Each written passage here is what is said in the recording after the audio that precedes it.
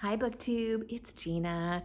Today's Tuesday, and that means it's time for a tag. It's been a long time since I've done a tag, and I was tagged by Kelly at Books I'm Not Reading in the new Holmes is Where the Heart Is tag. And this one looks really fun. I wanted to do it. I think it's a perfect, fun Tuesday tag. Holmes is Where the Heart is a new readathon that is hosted by Literate Texan, Another Bibliophile Reads, Book Time with Elvis, and Mystery and Mayhem.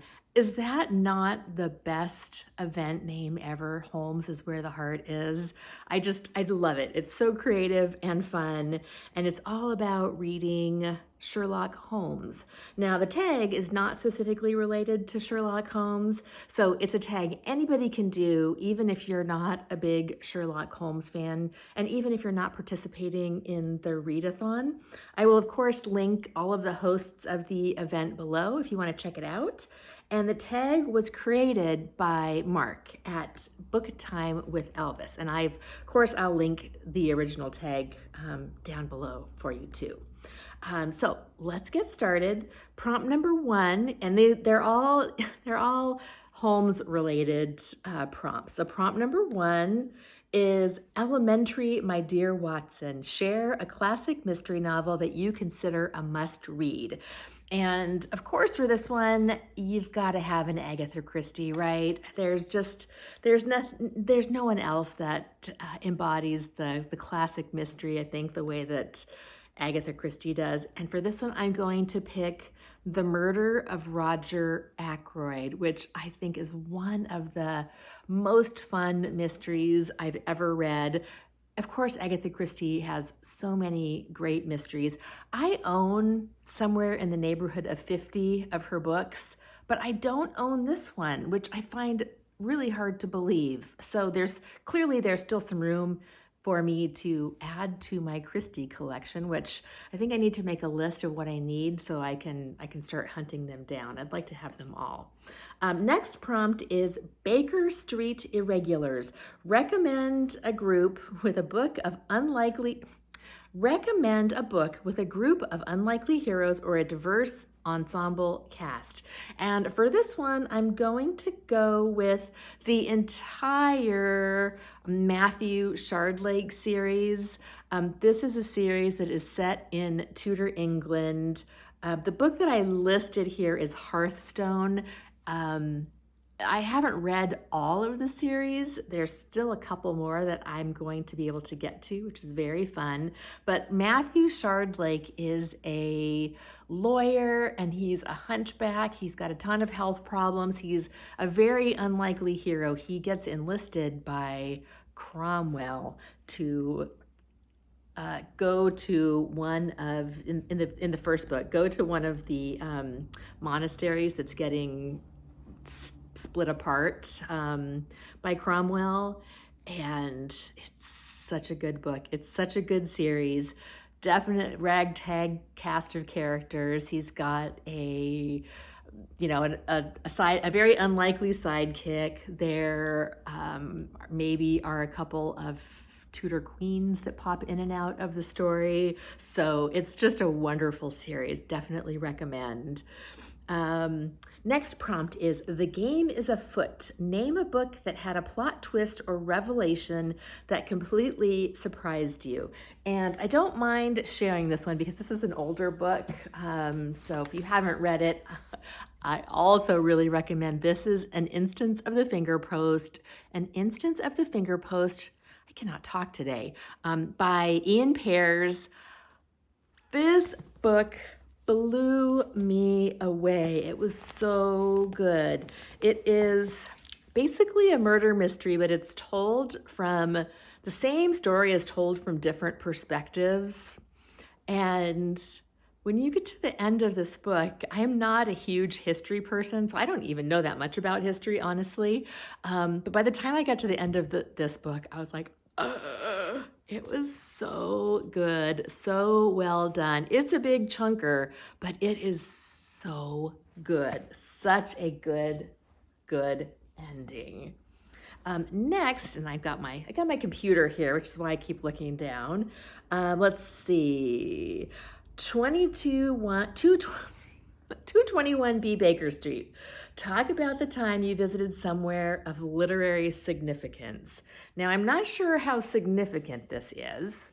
Actually, I got a little helper here today. This is Seela. She's our most current foster cat. She was abandoned in a lot and needed a little bit of tender, loving care. So we're fostering her until she can go out and be adopted. Some of the other cats are not super happy, so you may hear some hissing going on in the background, but that's what's going on at my house. Okay, so let's see. 221B Baker Street. Literary significance. So for this one, I've got to go with Port Orchard, Washington, which is the home of Debbie Macomber, whose books I've actually never read, but I think she's very literarily significant. She's written a ton of books, very popular. Port Orchard is a super cute little town in Washington. Some great shopping, antique stores and fun little shops and restaurants. Really great spot to visit. And I was actually just there recently with my sisters doing some antiquing. We didn't see Debbie Macomber, but we were there. I also live in the vicinity of Robin Hobb, who lives a little bit south of me, which is very exciting. I haven't stalked her house, I promise. Next one is Moriarty's Master Plan. Discuss a book where the antagonist was exceptionally cunning and memorable. And for this one, I'm going to go for Lady Susan by Jane Austen. Lady Susan is one of her short novellas, and it is so good. Lady Susan is a very untypical Jane Austen heroine, very cunning and memorable, let's just say. The next prompt is The Art of Deduction. Mention either a book that kept you guessing all the way to the end or one where you guessed the outcome early on. I'm going to go for one that kept me guessing, and this is The Secrets of Heartwood Hall by Katie Lumsden, our own beloved Katie Lumsden, who has a booktube channel. This book was so good. This is her debut novel. Look at that cover. Isn't that gorgeous?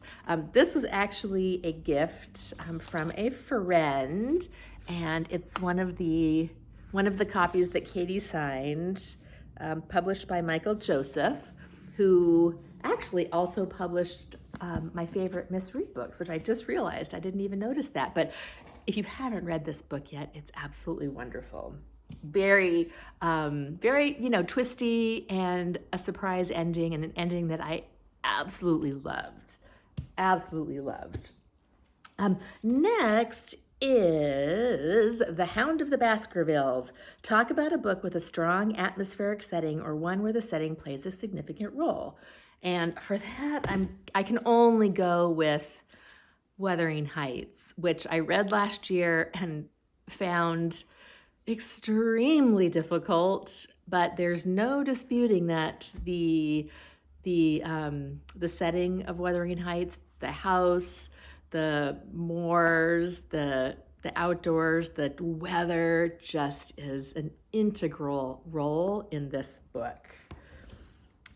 Next is The Reichenbach Falls. Talk about a series that you thought had ended but made a surprise comeback.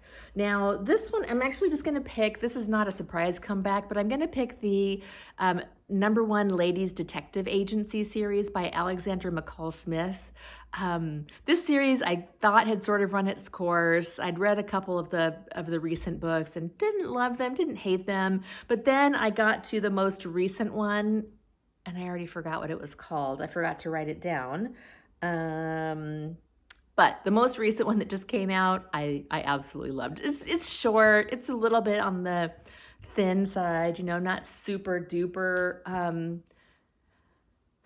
deep, but still it's just a wonderful, sweet series. And I'm so glad that it bounced back a little bit for me because I'm really enjoying it again. Okay, next is Sherlockian adaptations. Discuss your favorite book-to-screen adaptation or a retelling of a classic story. So I've got two for this one because there are two books that were adapted into movies that were the best. The first is The Enchanted April by Elizabeth von Arnim. This was made into a movie which honestly I actually think is even a little bit better than the book. There's one character in this, Mr. Briggs, who is in the book. He's still a nice character, but in the movie he's such a great character. It probably helps that I'm a big Michael Kitchen fan, and he's who plays Mr. Briggs in the movie. But the movie is wonderful. The setting is gorgeous. If you need if it's winter where you are, which actually this is a reminder for me, I need to watch this movie. It's set in April in a castle covered with wisteria in Italy, and it is just a glorious movie. I absolutely love it. If you haven't seen this movie, you've got to watch it. And then next, I'm also going to say 84 Charing Cross Road by Helene Hanff. Look at this beautiful little edition. This is a slightly foxed edition. It's got this super cute little paper cover on it. It's a tiny, tiny little book. I love the book, but I like the movie even better with Anne Bancroft and Anthony Hopkins. They did such a good job capturing it's letters back and forth, and they did such a good job capturing the letters. It's so interesting how they did it. You wouldn't think that it would be easy to do, and it was probably, they make it look really easy, but it was probably really difficult. But it's letters back and forth, sort of illustrated as the movie goes on. It is so good. It's all about books. The scene where Helene Hanff gets her first package of books in the mail, and she sees the package sitting there in the post, and she squeals, and she picks it up, and she runs upstairs and opens it up. And I swear, I still feel that way even now that it's so easy to get books online. You press a button, and the next day your books will show up. It was much more difficult in Helene Hanff's time, but I still get that little thrill every time I get book mail. And then lastly, The Great Detective. Recommend a book with a brilliant and memorable protagonist. And for that, I'm going to go with The Protagonist of Mrs. Polyfax by Dorothy Gilman. It's a series. Mrs. Polyfax is an older lady who becomes an American spy later in life. And I love my old lady protagonists, and I love Mrs. Polyfax. She's such a great character. This is Mrs. Polyfax, Innocent Tourist. The first one is The Unexpected Mrs. Polyfax, and it is fun to go in order with these. There's not a ton of plot twists, but there's a couple little ones that if you read them out of order, you might spoil yourself a little bit, but they're very easy, very fun to read. I definitely recommend. All right, so that is my tag. Holmes is where the heart is. What are you reading? Are you going to do the tag? Are you reading any Sherlock Holmes this month? Let me know down in the comments, and I will talk to you later. Bye.